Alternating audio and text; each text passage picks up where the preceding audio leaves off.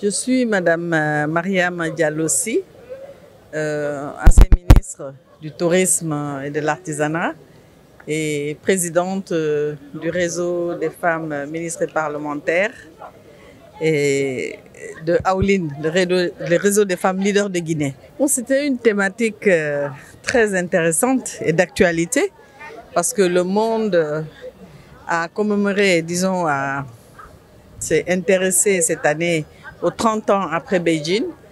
Et j'étais à Beijing, j'étais très jeune en 1995. J'ai participé à toute la conception et l'évaluation de tout ce qui a été, toutes les recommandations issues de Beijing. Donc aujourd'hui, on était en train de parler de ça et je pense que c'était nécessaire de le faire. Une organisation qui a commencé tout petit et qui est en train de drainer autant de monde et qui est en train de faire un travail extraordinaire pour faire connaître la Guinée. Ça contribue à la promotion de notre pays et à la promotion de la lecture, à la promotion des auteurs, des éditeurs, des écrivains.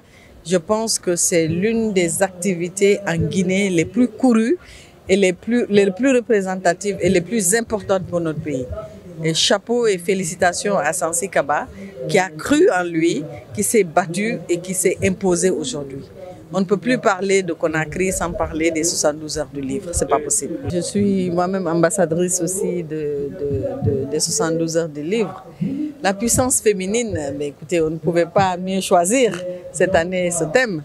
Les 30 ans de Beijing, la puissance féminine, le thème des 72 heures du livre, je pense que tout ça matche ensemble.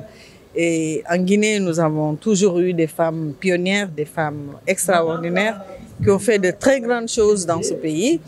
Depuis Mbalia Camara, les Lofo, les Jeanne Martin Cissé, les Hadja Maria Masso, la Guinée a toujours plané sur le plan continental. Les femmes de Guinée ont toujours plané par leur leadership au niveau du continent et même des Nations Unies parce que Mme Jeanne Martin a eu à présider le Conseil de sécurité. Sans éducation, sans formation, on ne peut pas parler de développement. On ne peut pas changer la donne. On ne peut pas agir dans le système. On ne peut pas transformer le système. Et l'Afrique aujourd'hui veut passer à travers les femmes, avec les hommes évidemment qu'on ne met pas de côté. Les femmes, si elles peuvent, si elles doivent influencer, si elles veulent des postes de responsabilité et de décision, il faut qu'elles soient formées, il faut qu'elles soient éduquées. Et ça, c'est la base de tout développement.